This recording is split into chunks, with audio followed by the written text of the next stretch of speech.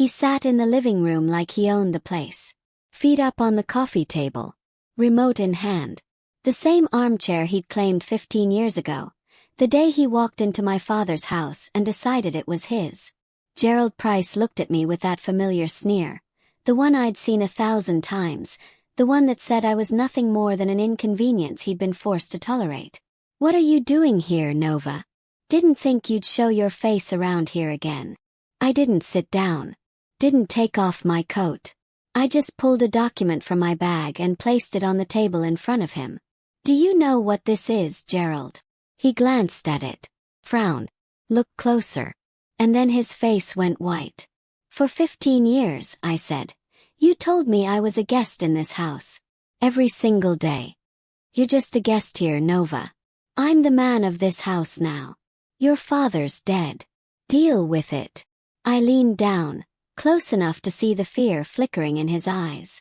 "Turns out, Gerald, you were the guest. And your time is up. Before I tell you how we got here, tell me, where are you listening from?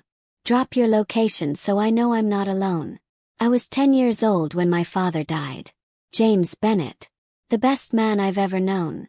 Tall, warm, with hands that could fix anything and a laugh that filled every room he entered.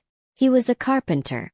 Built furniture, restored houses, created beautiful things from raw wood. Our house, a craftsman bungalow with a wraparound porch and hand-carved details, was his masterpiece. He'd built it himself before I was born, and every corner held a piece of his soul. I was his shadow. Every weekend I'd follow him to his workshop, watching him sand and shape and create. He taught me how to measure twice and cut once. How to see the potential in broken things. How to build something that would last. "This house is special, Nova," he told me once, running his hand along the porch railing he'd carved himself. "Someday it'll be yours. And you'll fill it with your own memories." I believed him. Why wouldn't I? He was my father. He was forever. Then the diagnosis came. Pancreatic cancer. Stage 4. 6 months, the doctors said. Maybe less. He fought. God, how he fought. But cancer doesn't care about fight. It takes what it wants when it wants, and leaves the rest of us to pick up the pieces. He died on a Tuesday morning in March. I was holding his hand. My mother was crying in the corner. And the light went out of the world. I was 10 years old. And nothing was ever the same. Grief does strange things to people. My mother, Paula, had always been soft. Gentle. The kind of woman who deferred to my father in everything, not because she was weak, but because she trusted him completely. Without him she was lost. She couldn't pay the bills alone. Couldn't maintain the house. Couldn't handle the endless paperwork of death, insurance claims, bank accounts, legal documents. She was drowning and she needed someone to save her. Enter Gerald Price. He was a colleague of my father's. Worked at the same construction company. Showed up at the funeral with flowers and condolences. Started coming around to help. Fixing a leaky faucet, mowing the lawn, bringing groceries. My mother saw a savior. I saw something else. Even at 10, I could feel the wrongness of him. The way he looked at our house with hungry eyes. The way he talked to my mother, solicitous but controlling. The way he looked at me, like I was an obstacle he was calculating how to remove. "He's a good man, Nova," my mother said when I told her I didn't like him. "He's helping us. We need help." We did need help. That was the tragedy of it. We needed help, and Gerald was the only one offering. They got married 11 months after my father died. I was 11 years old, standing in a courthouse in a dress I hated, watching my mother promise forever to a man who made my skin crawl. That night, Gerald moved into our house. My father's house. The house he'd built with his own hands. And the first thing Gerald did was sit in my father's chair. "Things are going to be different now," he announced, like he was addressing employees rather than family. "I'm the man of this house. My rules, my way." Understood. My mother nodded, eager to please. I said nothing. Gerald looked at me. Smile. But his eyes didn't smile. "And you, Nova, let's get something straight. You're a guest here now. This is my home. I'm letting you stay out of the goodness of my heart. Don't make me regret it. A guest. In the house my father built. In the home where I'd taken my first steps, spoken my first words, learned to read and ride a bike and be a person. A guest. I was 11 years old. And I was already homeless in my own home. The next 15 years were a masterclass in slow destruction. Gerald didn't hit me. He wasn't that kind of monster. His cruelty was subtler. A constant drip of degradation that wore me down like water on stone. You're just a guest here, Nova. Don't forget that. He said it when I asked for new school supplies. When I wanted to paint my room. When I dared to sit in his spot on the couch. When I ate too much at dinner. When I stayed in the bathroom too long. When I existed too loudly in any way. The word became a cage I carried with me everywhere. My mother heard it. She must have heard it. He said it constantly, publicly, without shame. But she never intervened. Never defended me. Never once said, "Gerald, that's her home too." She was too afraid of losing him. Too afraid of being alone again. Too afraid of everything. So she sacrificed me instead. Gerald changed the house bit by bit. First, my father's workshop was cleared out. Wasted space, Gerald said. He turned it into a storage room for his golf clubs and hunting gear. Then my father's chair was replaced. Old and worn out, Gerald declared. The new chair was leather, expensive, and Gerald claimed it as his throne. Then the photos started disappearing.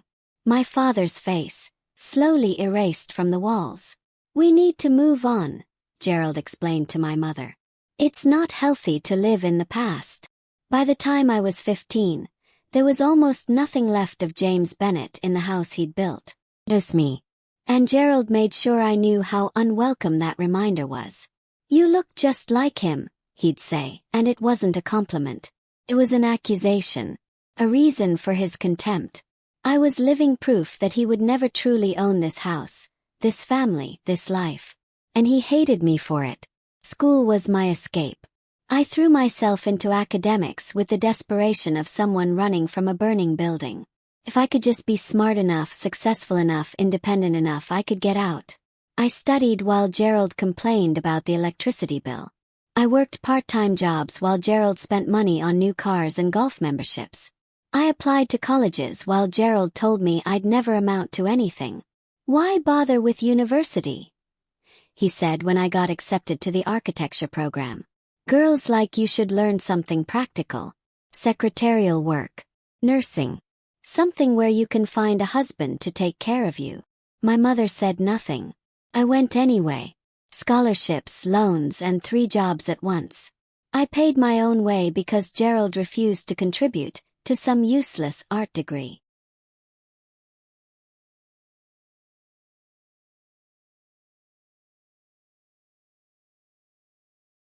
Architecture wasn't useless. It was my father's legacy, transformed. He built with his hands. I would build with my mind. He created furniture, I would create buildings. He made our house. I would make houses for others. It was the only way I knew to keep him alive. I met Asher in my 3rd year of architecture school. He was studying the same program, a quiet guy with sharp eyes and a sharper mind. We partnered on a project, argued about design principles for 3 weeks straight, and somehow fell in love in the process. "Tell me about your family," he said one night, early in our relationship. I hesitated. I'd never told anyone the full truth. It was too heavy, too shameful, too complicated to explain. But Asher waited, patient, unjudging. So I told him. All of it. The father I lost. The stepfather who tormented me. The mother who let it happen. The 15 years of being a guest in my own home. When I finished, he was quiet for a long moment. "Nova," he said finally, "you're the strongest person I've ever met. And someday you're going to have a home that's really yours. I promise." I didn't believe him then. I'd stopped believing in promises years ago. But I loved him for saying it anyway. I graduated top of my class. Got a job at a prestigious firm. Moved into my own apartment. Small, cramped, but mine. For the first time in my life, I had a space where no one could tell me I was a guest. I visited my mother occasionally. Gerald was always there, of course, presiding over the house like a petty king. He'd aged, gotten fatter, gotten meaner. The years had not been kind to him. Still playing with buildings, he'd sneer. How's that working out for you? Fine, Gerald. Making any money? Or are you still one of those artsy types who can't hold down a real job? I'm fine, Gerald. I learned to make myself small during those visits. Answer in monosyllables. Give him nothing to grab onto. Get in, see my mother, get out. My mother had aged too, but differently. She looked tired, worn, like something vital had been slowly drained from her over the years. She'd given everything to Gerald, and Gerald had given nothing back. Sometimes when he wasn't in the room, she'd reach for my hand. I'm sorry, Nova, she whispered once. I know things haven't been. I know it's been hard. It's fine, Mom. Gerald means well. He just has a difficult way of showing it. I didn't argue. What was the point? She'd made her choice 15 years ago. She'd kept making it every day since. No apology could undo that. But I squeezed her hand anyway. Because she was still my mother. Because I still loved her, even though that love was wrapped in layers of hurt. Because some bonds can't be broken, even when they should be. I was 29 when my mother called with the news. The roof is leaking, she said, her voice thin and worried. Gerald says we need major repairs. But money is tight and I was wondering if you might be able to help. I almost laughed. Almost. 15 years of being told I was a guest. 15 years of Gerald spending money on himself while begrudging every dollar spent on me. And now they wanted my help. But my mother sounded desperate. Scared. I'll come take a look, I said. The house looked worse than I remembered. The paint was peeling. The garden was overgrown. The porch, my father's beautiful porch with the hand-carved railings, was sagging in places, neglected, unloved. Gerald had never cared for this house. He just occupied it, like a squatter in someone else's dream. I found the leak easily enough. Damaged flashing around the chimney, probably years of deferred maintenance finally catching up. As an architect, I could see a dozen other problems too. This house needed serious work. Work Gerald had clearly never bothered to do. I need to check the attic, I told my mother. See if there's water damage to the structure. She nodded, distracted. Gerald was out, golf probably, and she seemed more relaxed without him there. Smaller but calmer. The attic was dusty, cluttered with boxes that hadn't been touched in years. I checked the roof joists first. Some water damage but nothing catastrophic. Then I started looking around. And that's when I found it. A box in the corner. Old, weathered, with my father's handwriting on the side. Important documents, JB. My heart stopped. I opened it with trembling hands. Inside were papers. Old insurance documents, tax records, things that should have been dealt with years ago. But beneath all that, at the very bottom, was a manila envelope, sealed. My name written on the front in my father's hand. Nova. Opened it. Inside was the deed to the house. And a letter. My dearest Nova. If you're reading this, then I'm gone, and I'm sorry I couldn't stay longer.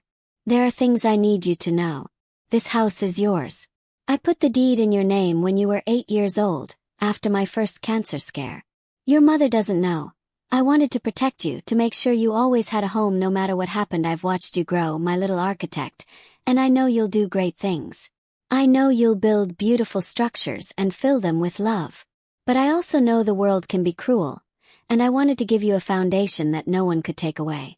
If your mother remarries, if someone tries to tell you that you don't belong, show them this deed. This house is yours, Nova. Built by my hands, left to you by my heart.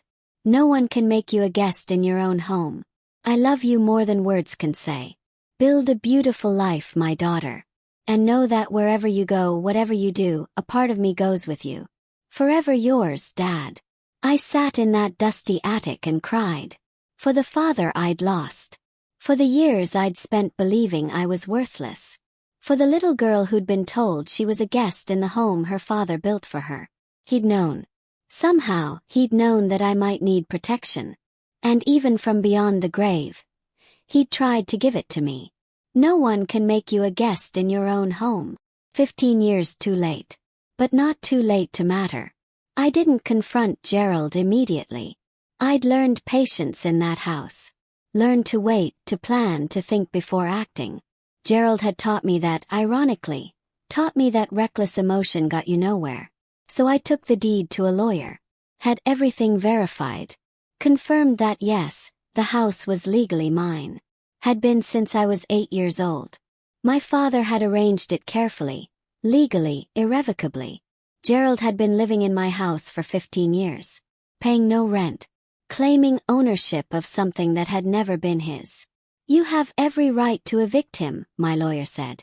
Give him 30 days' notice and he has to leave. Legally, he's been an unauthorized occupant this whole time. Unauthorized occupant. A guest. Gerald Price had. This is. He leaned forward. Squinted at it. I watched his face as recognition dawned. Slow at first, then all at once. Where did you get this? In the attic. With my father's things. The things you never bothered to go through because you never cared about him. You just wanted what was his. This can't be. It's legal, Gerald. I had a lawyer verify it. This house has been in my name since I was 8 years old. My father put it there to protect me. From exactly this situation, as it turns out. My mother had come to the doorway. Her face was pale, confused. Nova. What's going on? Mom, did you know about this? Did Dad ever tell you he put the house in my name? She shook her head slowly. Well, never. I didn't know. Neither did I. Until today. Gerald stood up. His face was red, mottled with rage. This is ridiculous. I've been paying the mortgage on this house for 15 years. What mortgage? Dad paid off this house before he died. There is no mortgage. You've been living here for free, Gerald. In my house. For 15 years. Your house. He laughed. Ugly, disbelieving. You were a child. You couldn't own a house. Your mother had no claim to it. Dad made sure of that. He wanted to protect me. And now I understand why. I stepped closer to him. This man who had made my childhood a misery. Who had told me every day that I didn't belong. Who had systematically erased my father from the home he'd built. 15 years, Gerald. For 15 years you told me I was a guest in this house. Every single day. Every time I asked for anything. Every time I dared to exist in your space. You're just a guest, Nova. Don't forget it. He was speechless. For once in his miserable life, Gerald Price had nothing to say. Well, here's the truth. I was never a guest. I was the owner. The whole time. And you smiled. You were the guest, Gerald. And your welcome just ran out. You can't do this. I can. And I am. You have 30 days to vacate my property. My lawyer will send the official notice tomorrow. Paula. Gerald turned to my mother, desperate now. Say something. You're not going to let her throw us out. My mother looked at him. Then at me. Then at the deed on the table. And for the first time in 15 years, I saw something spark in her eyes. Something like recognition. Like awakening. Gerald, she said slowly. You told me this house was ours. You said James left it to me. And when we got married, it became community property. That's what I believed. You lied to me. Her voice was quiet, but there was steel underneath it. You've been lying to me for 15 years. Paula, be reasonable. No. She stepped away from him. Closer to me. I've been reasonable for 15 years. I watched you treat my daughter like dirt. I told myself you didn't mean it. I told myself you'd get better. I made excuses for you every single day because I was too afraid to be alone. Tears were streaming down her face, but her voice was steady. But this. You made her feel like a stranger in her own home. The home her father built. The home James wanted her to have. And you knew. You must have known something wasn't right, or you would have sold this place years ago. I didn't know about the deed. But you knew it wasn't yours. You knew you were living off my daughter's inheritance. And you treated her like garbage anyway. She turned to me. Took my hands. Nova, I'm sorry. I'm so sorry. I should have protected you. I should have been stronger. I failed you, and I don't expect you to forgive me. I looked at my mother, really looked at her. This woman who had been too weak, too scared, too dependent to save me. Who had let Gerald chip away at my soul for 15 years. I should have hated her. Part of me did. But another part, the part that remembered her before Gerald, the part that knew what grief and fear could do to a person, that part understood. Mom, I said, you can stay. This is your home too. Dad would have wanted that. Her face crumpled. Nova. But Gerald goes. That's non-negotiable. She nodded. Wiped her eyes. And for the first time in 15 years she stood up straight. You heard her, Gerald. Get out. Gerald's exit was not graceful. He raged. He threatened. He called lawyers who told him he had no case. He tried to claim tenants' rights, but since he'd never paid rent and had no lease, that went nowhere. He attempted to argue that his improvements to the property entitled him to compensation, but he'd made no improvements, only degradations. In the end, he left with his golf clubs and his hunting gear and his leather chair, the only things in the house that had ever truly been his. I watched him load up his truck from the porch. My father's porch. This isn't over, he snarled as he climbed into the cab. Yes, it is. He drove away. And something in my chest, something that had been clenched tight for 15 years, finally released. Asher arrived that evening. He'd taken the day off work to help. Be there. To support me through whatever came next. We stood on the porch together, looking out at the overgrown garden, the peeling paint, the years of neglect that covered my father's dream like dust. It needs a lot of work, I said. Good thing you're an architect. I laughed. It felt strange, laughing in this house where laughter had been forbidden for so long. I want to restore it, the way Dad would have wanted. Bring back the original details Gerald covered up. Make it beautiful again. Then that's what we'll do. He pulled me close. Held me while the sun set over the house my father built. You know, he said, your dad was a smart man. Putting the house in your name like that. Protecting you from beyond the grave. He always said I'd be an architect, even when I was little. He'd show me his blueprints and say, someday you'll make blueprints too, Nova. Bigger ones. Better ones. He was right. I wish he could see me now. Asher kissed my forehead. I think he can. The renovation took 2 years. I did much of the work myself, nights and weekends, learning skills my father never got to teach me. Asher helped. My mother helped too, slowly coming back to life now that Gerald's shadow no longer loomed over her. We uncovered my father's original details beneath Gerald's cheap modifications. The carved moldings. The built-in bookshelves. The beautiful hardwood floors that had been hidden under ugly carpet. We found his initials carved into the back of a closet. J.B., built with love, 1992. I added my own initials beneath them. N.B., restored with love, 2024. My mother moved into the guest house, a small cottage on the property that my father had originally built as a workshop. She seemed happier there. Smaller space but more peace. More herself. We had long conversations during those 2 years. About my father. About Gerald. About the years we'd lost and the years we might still have. I was so scared, she admitted once. After James died, I was terrified of being alone.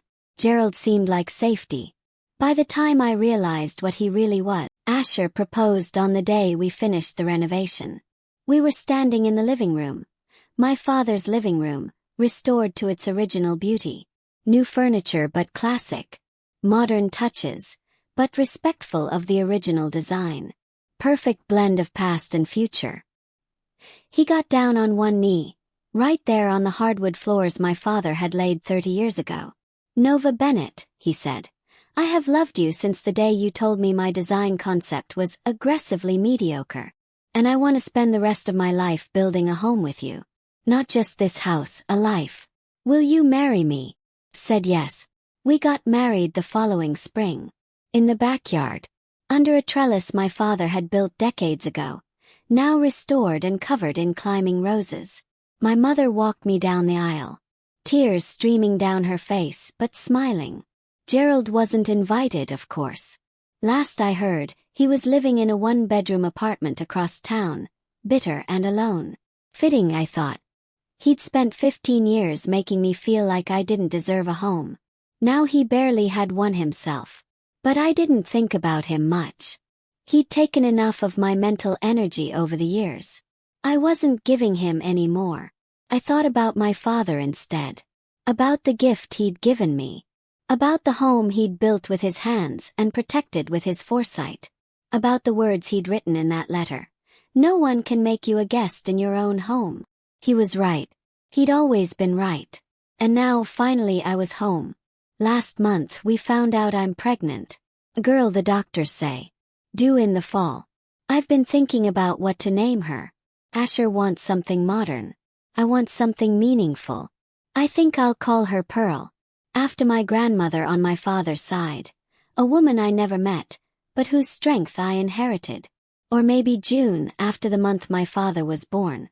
Or maybe James. Can a girl be named James? I don't see why not. Whatever we choose, she'll grow up in this house. The house her grandfather built. The house her mother restored. The house that has always belonged to our family. She'll never be a guest here. Not for a single day. She'll know from her first breath that this is her home, her legacy, her foundation. And someday when she's old enough, I'll tell her the story. About the grandfather she never met, who loved her mother so much he protected her from beyond the grave. About the stepfather who tried to erase us and failed. About the 15 years of "you're just a guest," and the single moment when the truth came out. About building, and restoring, and coming home. I'll tell her all of it. The painful parts and the beautiful parts. The loss and the redemption. And I'll end with the same words my father wrote to me. "Build a beautiful life, my daughter. And know that wherever you go, whatever you do, a part of me goes with you." That's what I'm doing, Dad. Building a beautiful life. In the house you gave me. With the family I've made. You would be so proud. If this story satisfies you somewhere deep, then subscribe to Revenge Avenue. The next story might feel as familiar as your own family.